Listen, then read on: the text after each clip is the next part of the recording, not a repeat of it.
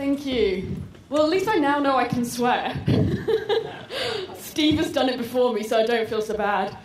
I was thinking this was going to be the hangover slot, but everyone actually looks quite good, so I'm pretty pleasantly surprised to see everyone's like awake, and I've only seen one, I've seen one bad hangover, but everyone else seems to be good.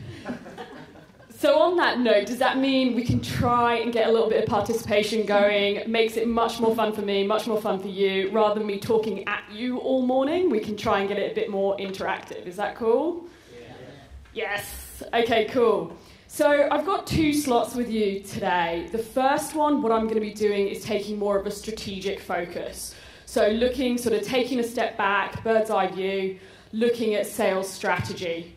The second slot, I'm then going to be going much more into tactical things. So if we want to get quick wins, we want to get some really quick momentum, what can we do? So that's sort of how the 2 sessions are going to be divvied up. In your workbook, there are a couple pages that you can go through. So I'll talk you through those as we go. Cool. So what I'm going to start with is around positioning sales, right? Sales is like a swear word to most people, so I want to give you my positioning of sales. I'm then going to go and really quickly whistle-stop talk, because Steve just stole my thunder, around committing to your direction for the next 12 months around your sales strategy.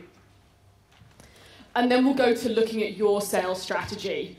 Now, I talk fast, but obviously there's only so much I can go through in just over an hour, so I will be around in the break, at lunch, and so on, if there's questions. And I'll also give you the opportunity at the end to do a free consult with me as well. So obviously I can't cover everything around sales strategy, but we'll give it a damn good go.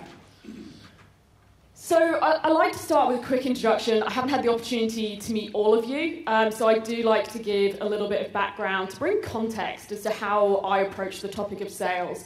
It's an enormous topic. I don't necessarily approach it in the same way as everybody else, so I do like to bring that to the table. And whenever I go to these events, I always look at people and go, who the hell are you? So I'll fill in that gap for you. So I've spent more than a decade, I actually worked out the other day, nearly 15 years in various different sales roles, sales management roles. And I've done both product and services-based roles in that, so I will try and give examples from both, because I saw yesterday there was quite a mix of businesses in the room. I moved to Australia as National Sales Manager at IBM. IBM had a global relocation program, and they had China and Russia and different places like that on the list. And I saw Australia and went, no, seriously? Like, I need to get in there. I need to go to Australia. I just had sunshine and beaches in my head. Didn't really think of the hard work that was ahead of me. This was an awesome opportunity, though. The business at the time was the lowest performing globally. Nobody locally wanted to take on the challenge. I thought about the sunshine and the beaches and went, yeah, cool, I'm in. However, within just over a year, we got it to the highest performing globally, double-digit growth, and I'm enormously proud of what we did as a team. So that's sort of how I came to be in Australia. I then had done nearly 10 years in corporate, so I went, sod that, I'm going to leave the world of corporate refugee, and do my own business. And that's where I then have gone on to start Sales Redefined. So for me, I now work predominantly with small to medium businesses. That's where my real passion is and where I focus. I do the odd bit of corporate still, but the majority is small to medium business space. And as you can tell by the accent, bit of a giveaway, Brit, and now living in Australia with my husband. So that's a little bit about me. Just by way of context on the business, we help people through sales mentoring, online courses, workshops, and seeing as Steve has already sworn, we really just bring a get shit done approach to sales and a modern approach to sales.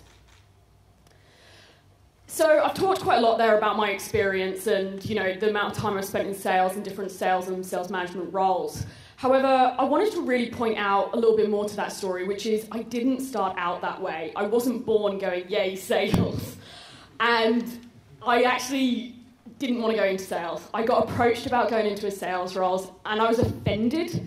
I was like, does that make me salesy? Do you think I'm cheesy? Like, why are you asking me if I want to go into a sales role? What does that say about me? And I initially said no. I actually said, I'm not a salesperson, so I said no. So that kind of brings me to one of the points I wanted to raise first with you, which was, what is your perception of sales? So I'm sort of going to throw it out there and ask people, what's your perception of sales? Who's going to be brave enough? Pushy. Pushy? Okay, yeah. Any others? It's the hard yards. Hard yards? Yeah. Essential. What was that one? Essential. Essential. Thank you. Yes, I like you. Income generation. Income generation? Yeah, great. Bloody fun. Yes! Oh my gosh. It is fun. Thank you. Oh, I've got one convert. So, this is what most people think of with sales. I actually was on holiday last year and someone said to me, what do you do for a living? And I explained. And they said to me, oh, you rip people off for a living. I was like, oh, ouch, that hurts. And that was really interesting. And although, you know, slightly offensive, that's people's perception of sales. Now, I can have a laugh about this, I can have a joke, but, you know, people feel like this about having to make a sales call, they just literally want to scream. And although I can joke about it, the reality is that no sales, no business. You know, we just had over here, it's essential. And that's the reality. So for me, if we are business owners, none of us really started a business because we wanted to be a full-time salesperson. I get that. However, if we want to have a business, it is essential. And the reality is we all know the horrible statistics out there that 95% of businesses fail. And I think it's very, very fair to say if those businesses had more sales, we would not see such a high failure rate. So that's where I want to start by reframing around sales. And I'll give you my definition of what I believe sales is. So I've talked about what I don't believe it is. So I'm now going to focus for a moment on just what I do think it is. So for me, it's about solving your target market's problem. Now that doesn't have to be solving world peace. But even, you know, I have a pen, I can capture my ideas on a piece of paper, I'm solving a problem. We all solve someone's problem. And we're going to dig into that. Steve talked about this yesterday, actually. I thought it was really good in Steve's session around workshops, around providing value, providing education. I believe we have a responsibility to educate our target market. Whether that's we're educating them as to how we solve their problem, how we solve it differently to the competition, how we've solved it differently to how they've done it before. I believe we have a responsibility there to educate.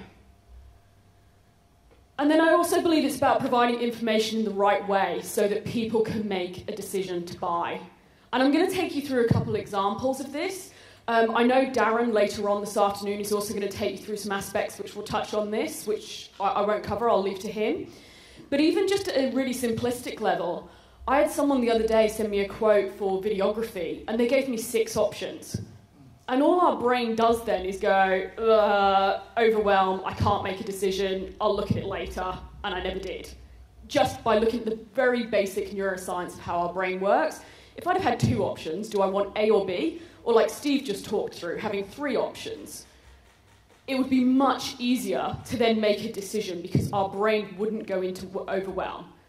The 2 is called paring down decisions. It's how our brain works.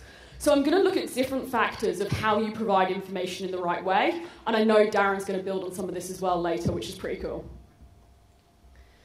So for me, it really is all about redefining sales. That's where the business name came from for me. I truly believe we have to look at what we're doing and we have to look at how we do it differently. If we do the same things, we're going to get the same results. We all know that.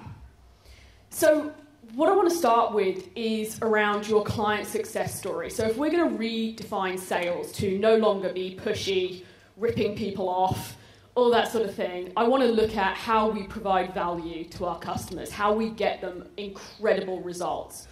And I'm going to share a really quick story with you from actually only a couple of weeks ago.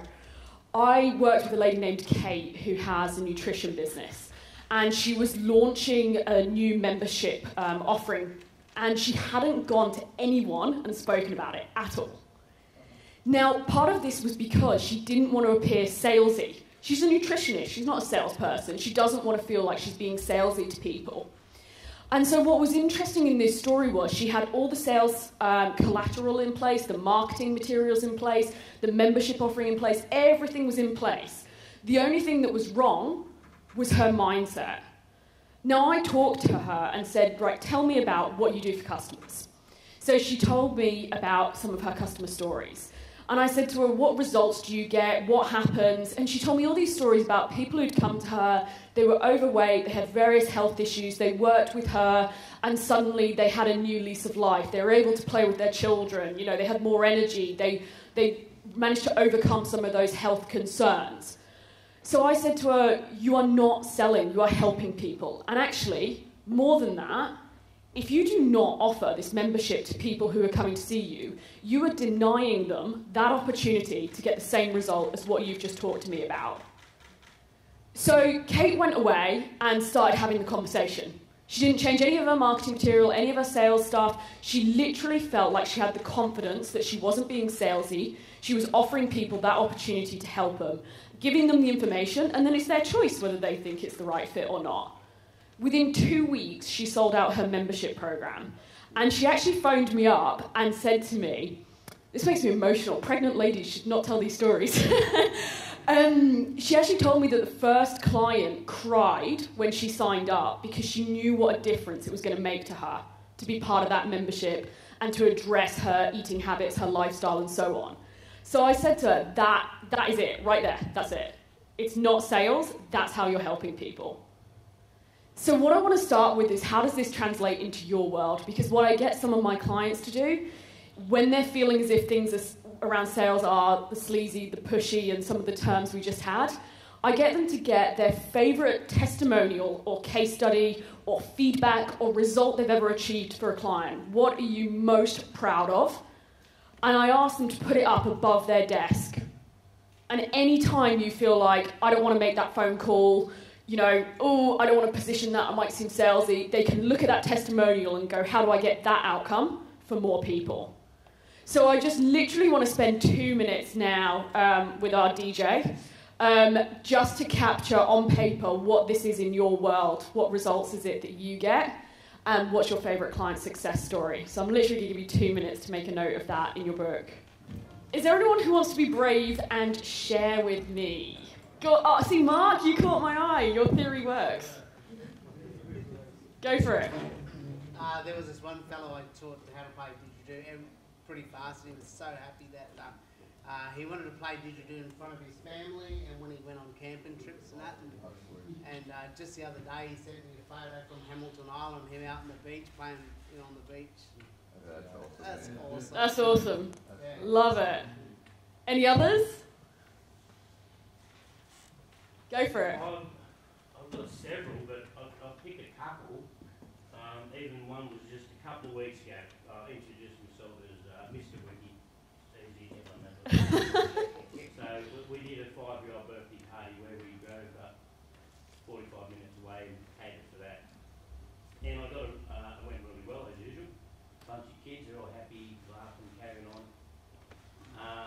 And the next day, that was a Sunday, Monday, I got a text from the mother thanking me for the great service, and it was such a highlight of the party, and that was to the parents as well who lined up behind the kids. So that was great getting feedback from, because quite often we don't get it. You know, Yeah. because people are too busy. But my first ever wedding I catered for, which was like 13 years ago, and probably a couple of years ago, because I continue to touch base on Facebook with the peoples, and she said, I still get comments from her friends, who are the guests of at the wedding. What is such a great idea, whatever it was, that Yeah. the impact of the van turning out, reversing into the driveway and serving her, it was in a home, they catered in their backyard, and how the impact was, so, because that's what it's all about, whatever you're doing at your function, whether Yeah. you've got a clown there, or that could be me too. So that's the deal, Yeah. like whatever you're doing, there's an impact to lasting memories, and still talking about it, and that was like a couple of years ago, and I've still got this picture in my memory, because I take lots of photos of this guy, and he's got a beer in his left hand, he's got a milkshake here, and a double ice cream with sprinkles there. And then it was later that I found out that was the groom. That was Good effort. So he could get his money's worth for sure. Yeah, good effort. Another couple wedding we did down Nowra, the husband and wife got in the van and they served their guests, made about 20 ice creams, I think. It's pretty cool, bludgeon. And they did such a good job too. Yeah, lovely. We got that on video and we put that on the Facebook or whatever. But so that's nice, get good feedback. Yeah. Another couple, I did one at Berry, and they actually, now Berry must know the Berry Donut Band. So I did this wedding at Berry, and then a couple of weeks later, I got Berry Donut Band vouchers for donuts. They sent to me, thanking me and all this with the vouchers for donuts. So it's always good to get nice, because people, we don't do it. Yeah. If it's bad, straight onto the media and bag it. Yeah, and that's a really good point. I love that. We don't often share the great feedback, so that's a really good point.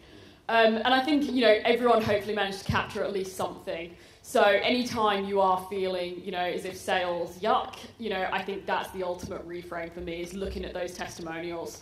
And I still do it today. I still have moments where if I'm thinking about launching something new or doing something completely different and I kind of have to bring myself back on track as to what I'm doing, I still look at what's the outcome I'm trying to achieve for people. What do I want people to feel? What results do I want to get for people? And that sort of thing. So this also, is something that continuously helps me. So the next task we're going to brush over because, Steve stole my thunder. Anyone who's read Jim Collins' Good to Great? Has anyone read it? Such a good book. We'll know about the BHAG, so the big, hairy, audacious goal. So this is what Steve was just talking about.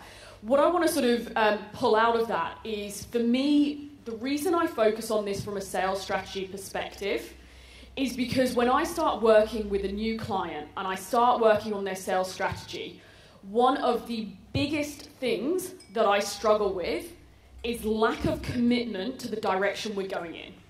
So a classic example, I started working with a company recently who said, we want to be in the B2B space. That's where we want to be. That's our goal. So we start going off onto the B2B space and off we go, and that's where we're going. And then they go, yeah, no, it just doesn't feel right. We want to be B2C. So, right, we're going on the B2C space. Off we go.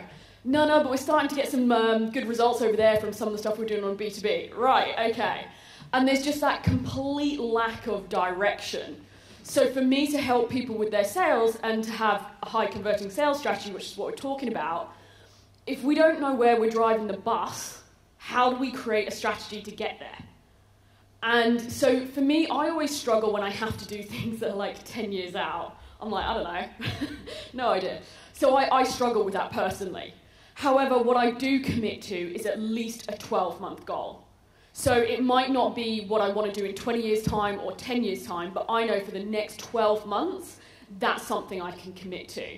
So that's what I get my clients to commit to. It's very hard to commit beyond that sometimes for some of us mentally, and also there's factors that change either in the marketplace or in our own lives. But at least have a 12-month focus. So what I would ask is, on your sort of, sheets, I won't stop for this one because sort of you've already started this exercise with Steve, is just think about if you're going to build your 12-month sales strategy, what's your commitment for 12 months' time?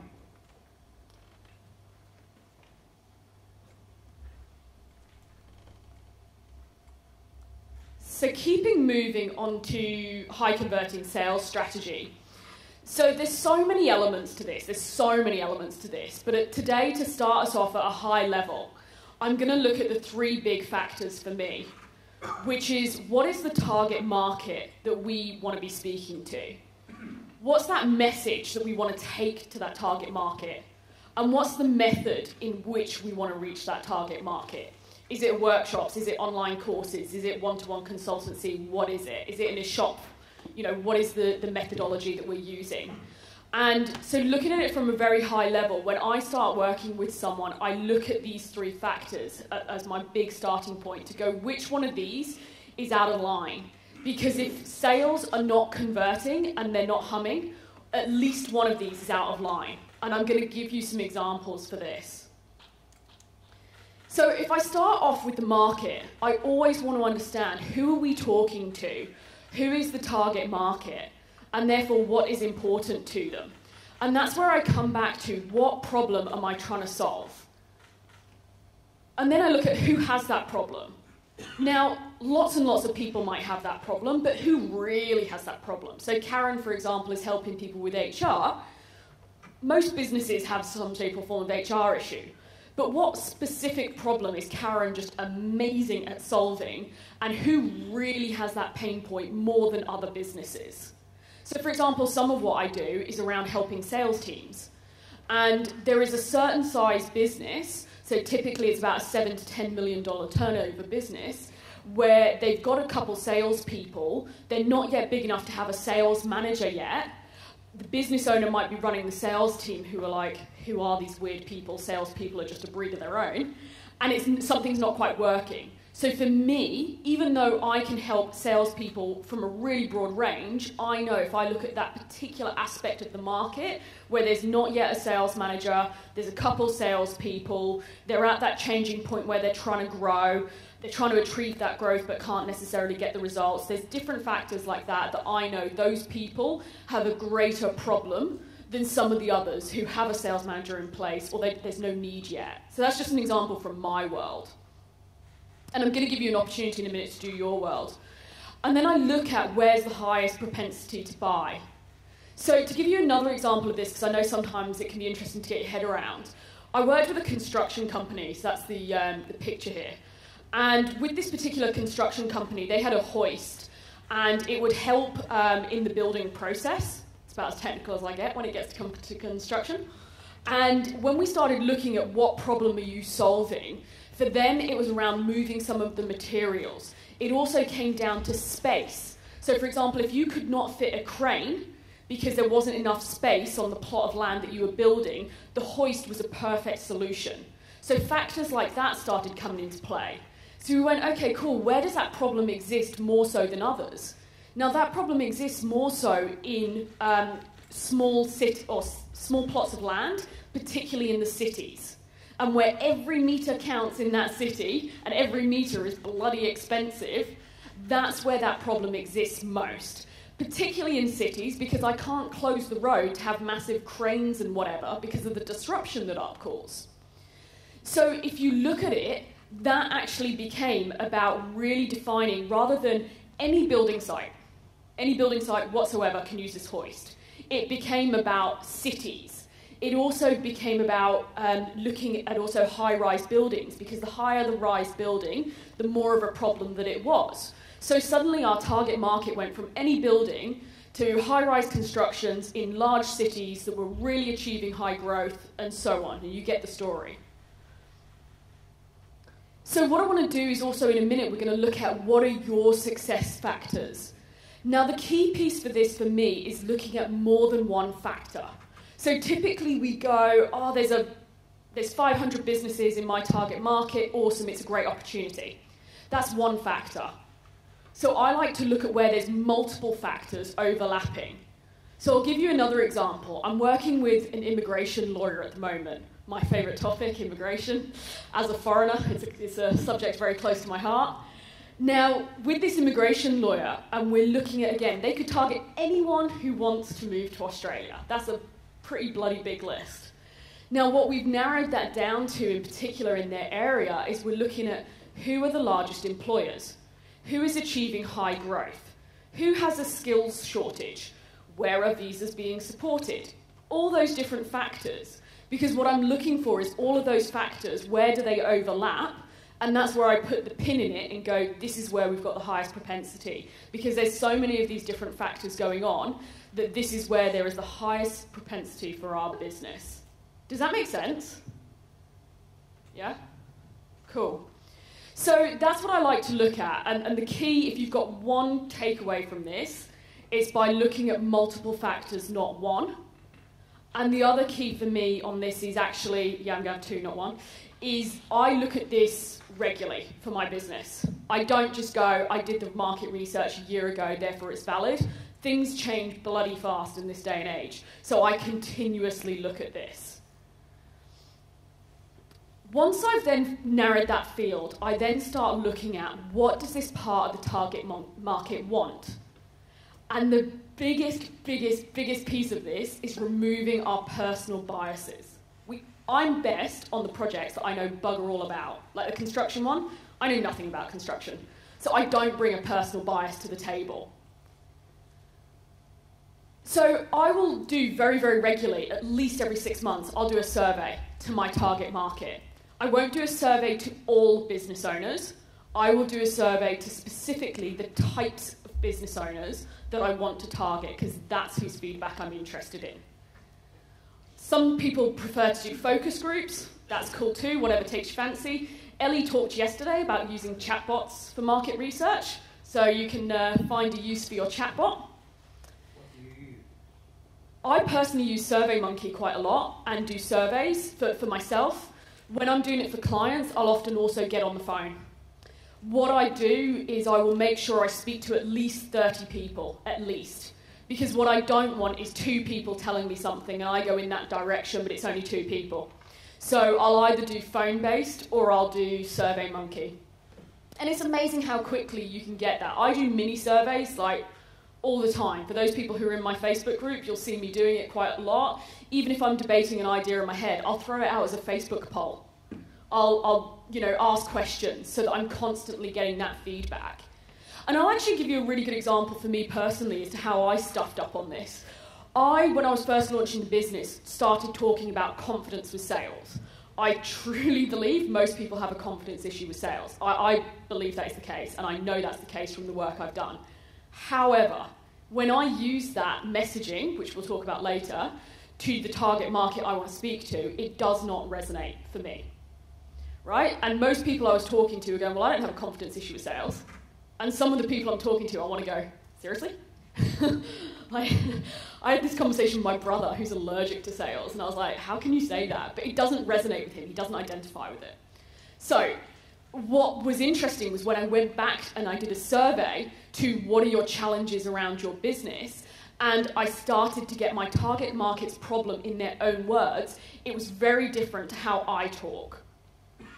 And so I started to understand actually their challenges around wanting to increase their sales, wanting to achieve growth, and some of the wording that they were using. If I'd have just stuck with what was in my head, I would have got it 100% wrong because it wasn't resonating. So that's where I say try and get people's feedback in their own words, because we talk differently. And what I find is by asking open questions, if I do a survey, I will then get such a good response. So for example, rather than saying, is confidence with sales an issue for you? I would say, what is your biggest challenge around sales? What's your biggest challenge around your business? Why is that a challenge? How does that impact you? I'll ask really, really open questions. And then when I read those answers back, what I'm looking for when I talked about that minimum of 30 is I'm looking for a really, really common theme. I'm not trying to please the onesies and twosies. I'm trying to please the common theme that has come back. And I will look at their answers and the wording that they use. And when we come on to messaging, I'll talk a bit about this a bit more. I then play that back to people in my marketing material. So I want to make sure it resonates. And like I said, I personally do this in my business every 6 months because I'm paranoid about not keeping up to date. So what I want to do for a moment is have a 5-minute activity. I can come around and give anyone a hand who needs it, to look at what's the problem that you're really solving for your target market. Like, what's a real problem? And then who has that problem more than others? So for example, if I said sales, well, most of the businesses in the country have a problem with sales. But who really has that problem is a very different question. And therefore, where is the highest propensity by looking at those multiple factors? So if I give you 5 minutes to look at this one, and if anyone wants me to come over and see you, just wave at me. Is that cool? Did everyone manage to get something down? Karen? Okay. If you want me to come back around in the next section, just wave at me, and I'll come back around, and I'll be here in the breaks and stuff like that as well, so I can give you a hand if this bit isn't clicking.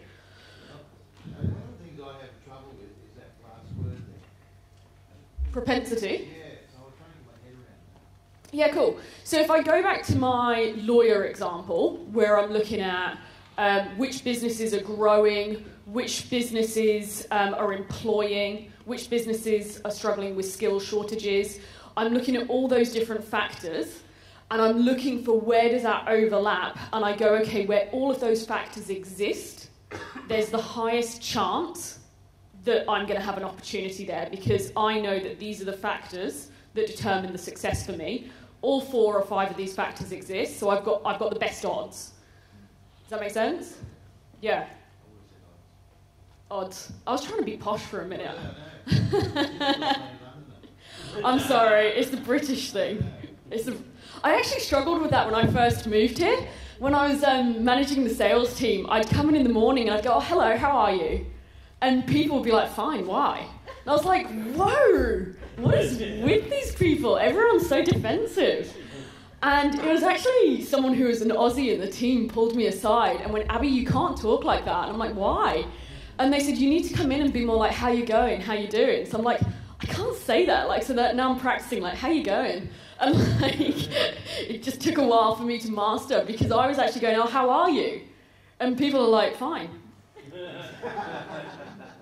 So, yeah, actually, Don't try to sell me. I know, I was just like, whoa. I'm actually going to I'll do a really rubbish drawing for a sec, just to describe what I was just talking about there, if I can get this pen off that seems to be... So what I'm looking at, where I gave you that lawyer example, is I'm going, okay, which markets are growing? Who are the biggest employers in the area? Where is there a skills shortage?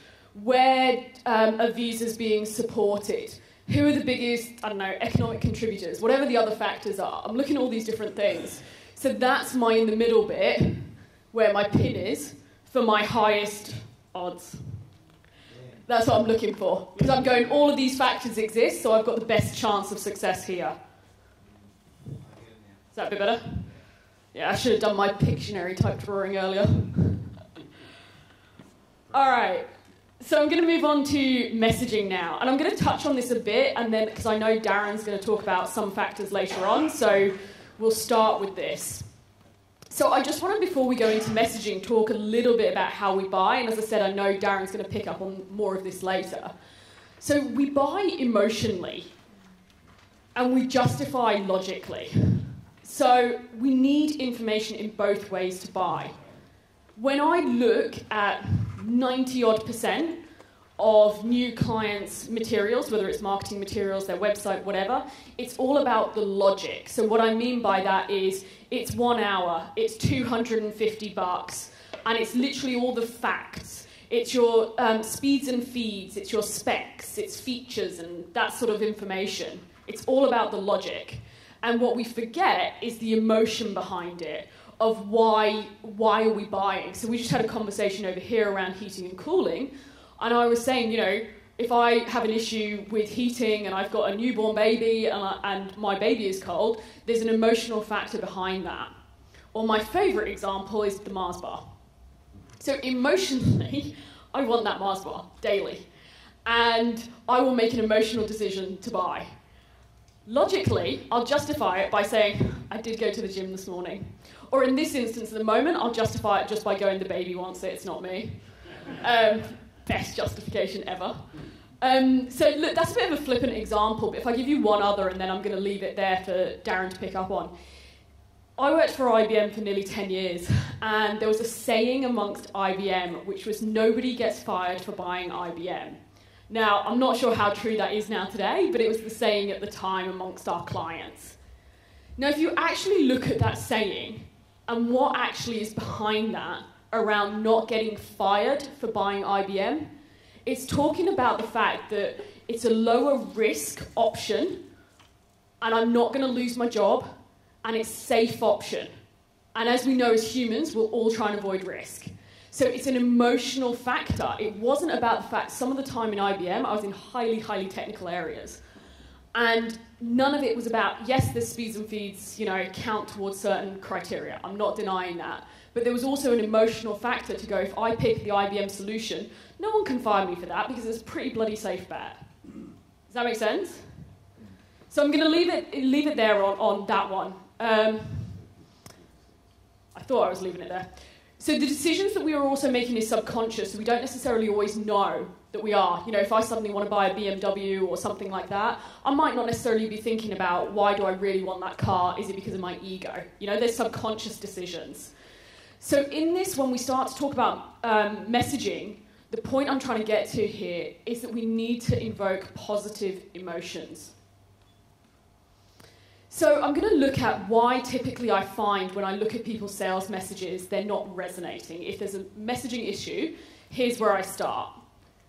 So as we talked about, 70% of people buy to solve a problem, and 30% of people make decisions to gain something. So if we're not talking about, like we just touched on, how we solve that problem, but from an emotional aspect, then we're not going to be successful. So taking my IBM example, right? If I talked about how I solve your problem because I've got this speeds and feeds, it's this fast, it's got this much memory, it's got this, who gives a monkeys, right? Literally, monkey. That wasn't intended. Who cares? But if I tell you that actually that's going to reduce your chance of failure, that's going to protect you from a security breach, that's going to prevent your systems going down, whatever it is, and therefore all the different emotional factors that come behind that, then someone will care, because it's more around the emotional factors and what that therefore means. Does that make sense? The other thing I typically see with messaging is around it not talking about the results or the outcome. So for example, the lawyers who I'm working with, great example, they were offering 1 hour consults for $300 or whatever it was. They talked about the fact it was a 1 hour consult, they talked about the fact it was $300, they talked about the fact you can come to their offices or you can Skype them, they talked about all of that. Nowhere did they actually tell me, what am I going to get for that? So if I spend $300 with you for an hour, that's awesome. But what is actually the outcome that I'm going to get? Am I going to be, most things in life, we want to be richer, we want to be slimmer, we want to, what is the result that we're looking for in your instance? So that's one of the critical things that I typically see is missing from messaging. When I'm actually doing messaging, seems I've got friendly with this, I'm going to keep going. When I'm actually doing messaging for myself and I get stuck, too short. Yeah, go for it. When you say you're doing messaging, what are you talking about? So if I'm writing on my website, my message, if I'm writing a marketing material, even when I'm talking to someone, how I'm communicating with you, what do I tell you about my business? So I view it as how am I communicating that message, whether it's verbally, written, whatever format. I'm looking, I've just broken the pen. Wow, how do you do that? That's kind of quite a skill. Yay. So what I personally do is I start over here with the problem, which is what we just did, and then I'm going over here and I'm going outcome, so I'm going solution. So what I do is I list down all of the problems. So for example, doesn't have confidence with sales. I might not talk about it, but it's true. Lack of sales at the moment, sales team aren't closing. No leads at the moment coming in the business, all the different problems that I might be trying to solve for people. What is the solution and the outcome that people want? They want a high-performing team. They want high conversion rates. All those different things. And then I will talk to this. Because we all want to be slimmer by tomorrow. We want to be richer by tomorrow. We all want that outcome, that desired future state.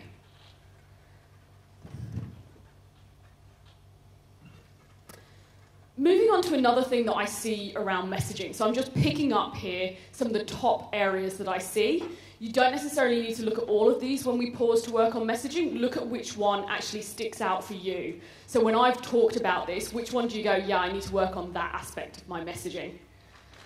So niche messaging. I love the example of Thigh Master. So when Thigh Master first came out, it was not Thigh Master. It could do everything. It could do your arms, it could do your legs, it could do your backside, it could do everything, give you a six-pack, whatever. And nobody really bought into it. No one really believed it, because no one really believed this one thing could do everything. And so they actually went, again, looked what is their target market's problem, and found there was a real problem area around thighs. So they went niche on their messaging, that it was the Thigh Master. And then the rest is history. We all know it went on to be really successful. Now, what I like about this story is just showing that we don't have to be afraid to be niche. Because what often happens, and I do it as well, is we go, yeah, but I don't want to just focus on that because I might exclude all these other people. However, if we talk to everybody, it's that old expression that we're talking to nobody.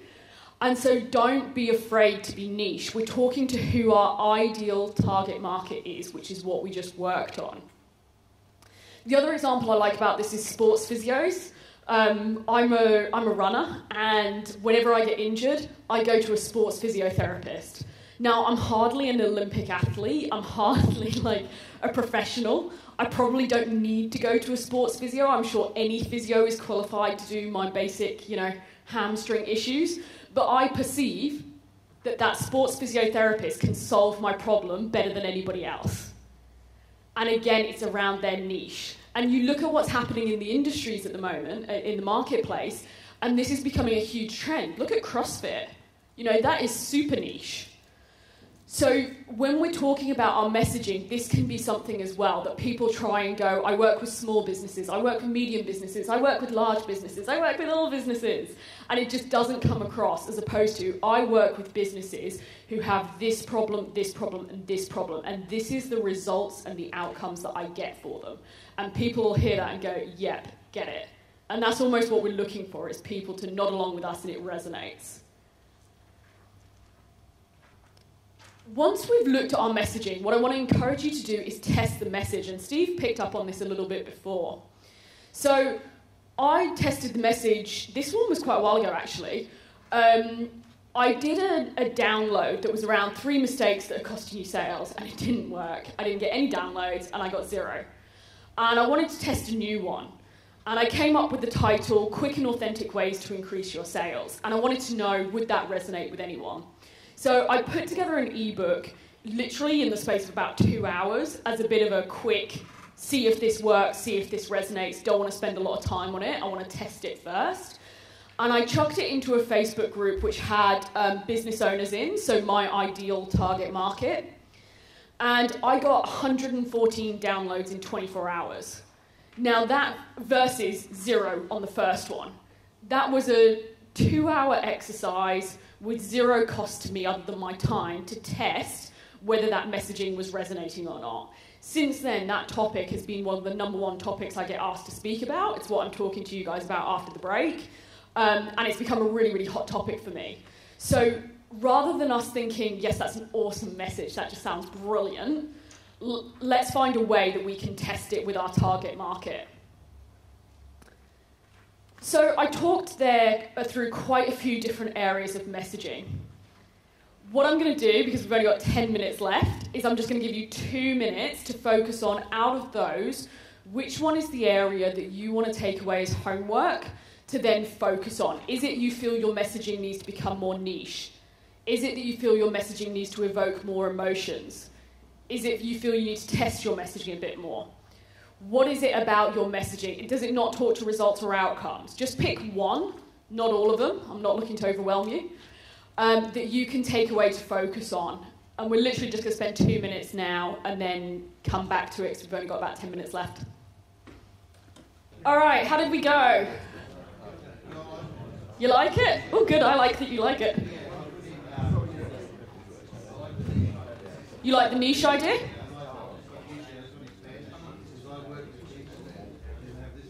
Yep. Yeah, great. Yep, brilliant.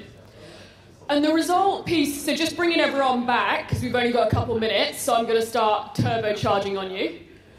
The results piece is really, really important, because we don't do anything unless we understand what we're going to get out of it. Even if I offered you, come and spend 3 days with me for free, you guys would go, well, what am I going to get out of that 3 days? That's a big investment of my time. No, it's going to cost, not going to cost anything, but it's still a massive investment of my time. What do I get out of it? Is what you would mentally think through. So I still have to talk about that result. All right, so we're going to turbocharge through the last bit, which is the method. So for me, this is probably one of my, I have a lot of paranoias, as you're starting to understand. this is one of my biggest paranoias. So when I'm talking about the method, what I'm talking about is how do we then serve that target market? What's the route to market? What's the sort of avenue we're going down here? And for me, it's about staying current. And this is another reason why I do surveys like you wouldn't believe.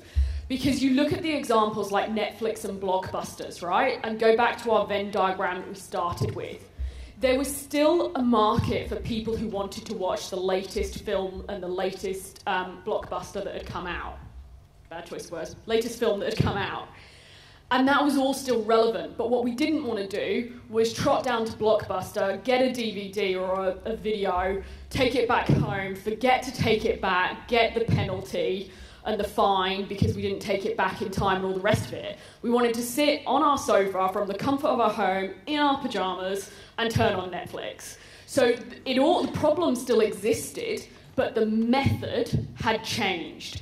And I love this quote, and I found so many of these great quotes around the CEO kind of going, nah, not even on Netflix isn't even on our radar, not an issue. And for me, that's one of my biggest fears in life, is I don't want to be that person. I actually found some great quotes when I was looking for this around Thomas Watson, who founded IBM, said there's a market opportunity for 5 computers, something like that, and you go, oh. So this is why I like to stay current. I'm going to give you another one here. So coming back to our surveys and so on, what we're looking to validate in this is what exactly, as I said, is the problem that people are solving, not necessarily how do they want it solved. Because we might not necessarily have the foresight to be able to think outside the box and how we want it to be solved. So if I give you an example of Anytime Fitness, I saw the co-founder of Anytime Fitness in Australia presenting.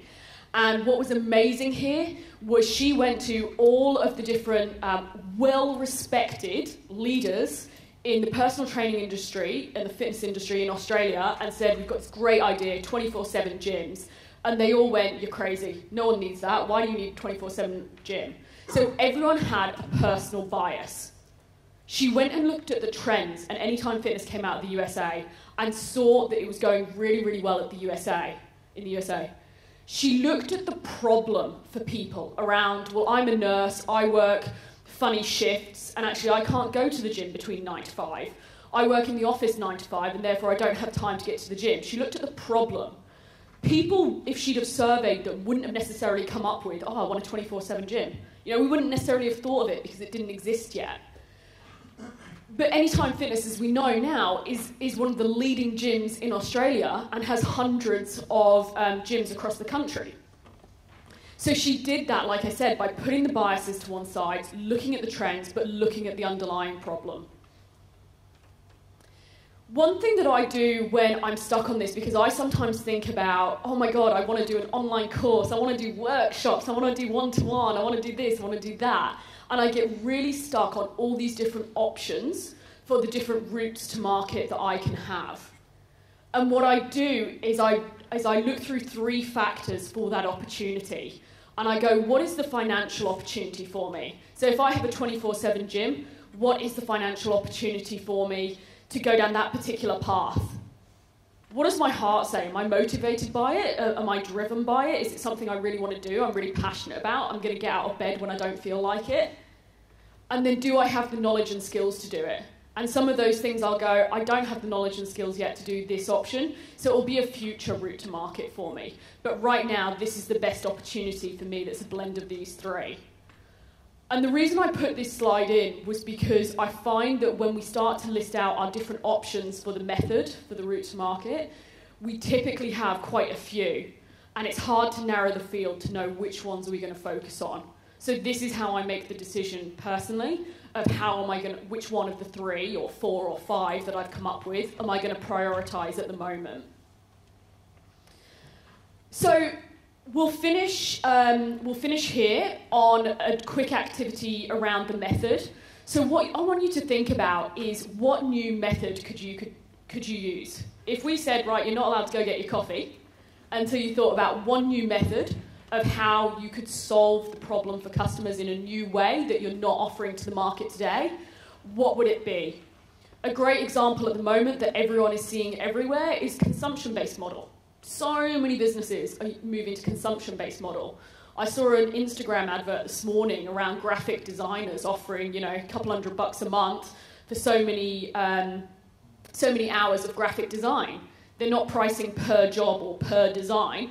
They're doing that monthly subscription or more of a consumption-based model as they go, the pay-as-you-go models. So if you had to come up with a new one, what would it be? And this, for me, like I said, is critical to make sure we are staying really up to date with our target market. So I'm going to give you literally 2 minutes, and then we'll wrap up and go into the coffee break. Steve's standing by the door to make sure you don't go out and get coffee until you can tell him your one new method that you're going to consider. I've actually hired him as a bouncer. Fantastic. So look, one thing I did, Steve and I were just having a really quick chat there over to the side, and one thing that I did just say to Steve is I actually find this quite hard to do myself because I'm too close to my own business. I personally work with mentors in my own business. I work with groups like this because it can be very, very difficult when you're just too close to it. So I will be offering at the end, like I said, a free session with me. So I'll give you the link at the end of my next session. So if you feel like you haven't got it, I'm going to hang around at the breaks now. Steve's here, Darren's here. You can ask any of us if you need sort of a bit of a help brainstorming, or jump onto the free session with us. And like I said, I personally will sometimes get stuck in my own head as well, so that's fine, I get it. So I just want to wrap up because I chucked a lot of information at you, and I just want to wrap up and reflect on a couple of things we covered.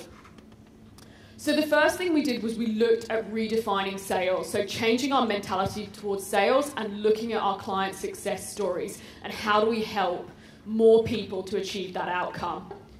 We then looked at having a really clear direction, building upon the work with Steve, for the next 12 months. So that we know if we build this sales strategy, this is the direction we are committed to go to at least for the next 12 months. Then we started to look at understanding our target market of who really had that problem more than other people, and therefore our best place to focus, where there's the most opportunity. And we looked at that previous diagram where we're looking for that pin in the middle. We then looked at reviewing your messaging, and as I said, I covered several different points of messaging. Don't feel you need to do all of them, just look at which one, when I started talking about it, stood out in your mind and went, yeah, I need to look at that. Then we moved on to staying ahead of the game and looking at different methods, different routes to market, and like I said, that's one of my personal biggest paranoias in life. And making sure that we stay relevant. We don't want to be that person who gets left behind. We don't want to be in an Uber and a taxi situation. So that's my session. I'm going to hand over to Steve, and then after the break, I'm going to be looking much more at the tactical side of things, which is great at this time of year, coming up to the end of financial year, around what are some of the quick wins, quick things that we can do to get some momentum. Perfect. Okay, big round of applause for Abbie, please.